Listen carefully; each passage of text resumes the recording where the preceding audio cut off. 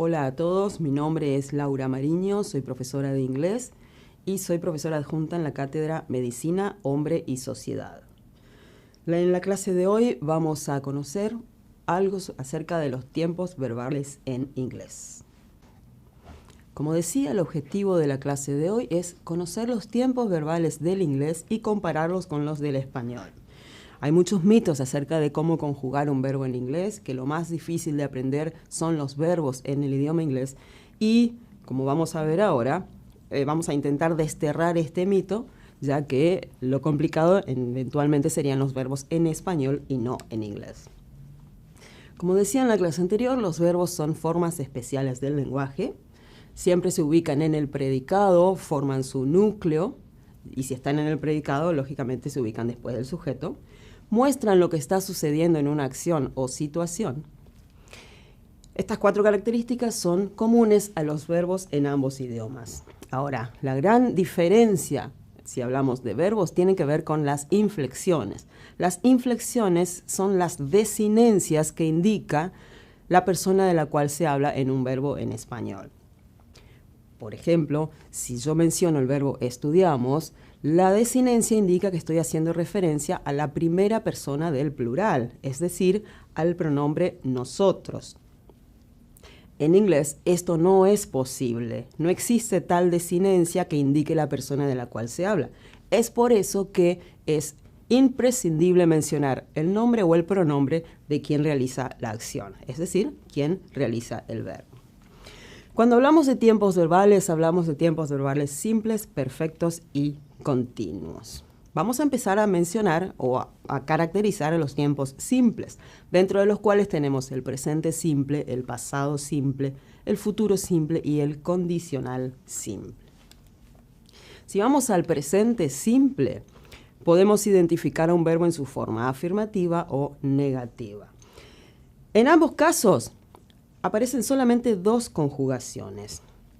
La primera de ellas, que es la que aparece en la primera línea, es un verbo que a la vez está en su forma infinitiva, pero también es una forma de la conjugación.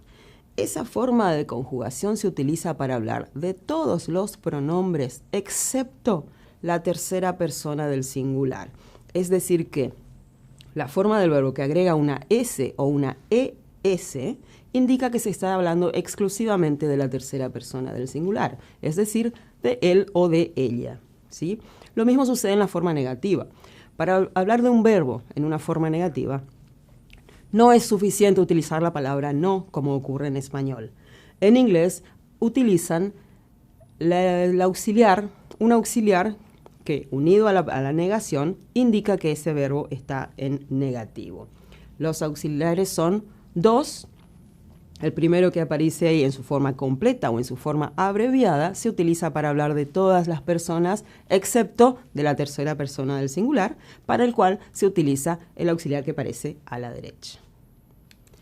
Si hablamos del pasado simple, la conjugación es solo una, y esta se logra en los verbos regulares utilizando la terminación ed al final del verbo. ¿Sí? Es decir, que de un verbo en infinitivo, agregándole esas 2 letras, ya transformamos un verbo en infinitivo o eventualmente en presente para el tiempo pasado. Esto ocurre con los verbos regulares. Con los verbos irregulares, la formación es absolutamente irregular, como el mismo nombre lo dice. Y es un ejemplo tenemos al final de la primera línea. Para la forma negativa, no importa si el verbo es regular o irregular. Ambos utilizan un auxiliar. En este caso, el auxiliar did, que unido a la palabra not, forman una oración negativa en pasado. Y aquí tenemos el ejemplo en la forma completa o en la forma abreviada. Para hablar de futuro, debemos utilizar una vez más un auxiliar, que es el que aparece en pantalla. A este auxiliar se le suma un verbo en infinitivo y queda formada de esa manera, en su forma afirmativa. Y para la forma negativa, otra vez debemos utilizar la palabra not unida al auxiliar más el verbo en infinitivo. En su forma completa queda de esa manera o más abajo la forma abreviada. Por último, en el tiempo condicional simple también debemos utilizar auxiliares. En este caso los auxiliares son 2, pero no porque uno se utilice para determinada persona y otro para otra. Estos dos auxiliares se utilizan para todas las personas, es decir, que la conjugación es única. Lo que sí va a variar es a la hora de interpretarlo. El primer auxiliar que aparece no tiene traducción y hace que el verbo que le sigue tenga la terminación ia, que indica precisamente condición. En el segundo auxiliar sí tenemos que traducirlo como debería, con lo cual ahí esa es la gran diferencia entre uno y otro auxiliar.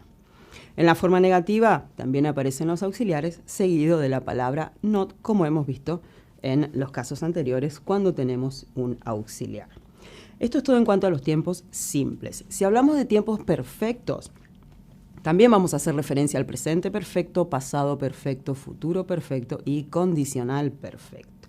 Y si hablamos de tiempos perfectos en español, este tiempo verbal se forma, es un tiempo compuesto, y se forma con el verbo haber más un participio pasado. Un participio pasado en español es aquel que tiene la terminación ado o ido. En inglés es también un tiempo compuesto.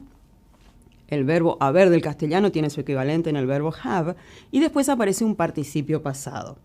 Un participio pasado en inglés, si es de un verbo regular, tiene la terminación ed similar a un pasado simple. Veamos cómo se forman los tiempos perfectos.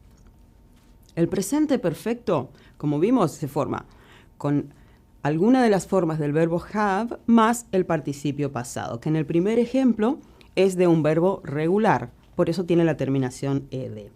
Esa forma con ese auxiliar se utiliza para hablar de todas las personas exceptuando la tercera persona del singular. Es decir, que se usa para todos los pronombres menos para hablar de él o de ella, para lo cual se utiliza la otra forma del verbo have. Y en la forma negativa aparece la palabra not entre el auxiliar de perfecto y el participio pasado, en ambos casos, ya sea para la conjugación de la tercera persona del singular o para el de las otras personas, y en su forma abreviada queda de esta manera. Si hablamos del pasado perfecto, también tenemos que utilizar la forma del pasado del verbo have, que es quien lleva la carga del tiempo, y después el participio pasado. Aquí te aparece la forma afirmativa y también la forma negativa, que como vimos en todos los casos anteriores, incluye a la palabra not entre el auxiliar y el participio pasado. Para el futuro perfecto, tendremos que usar primero el auxiliar de futuro, luego el auxiliar de perfecto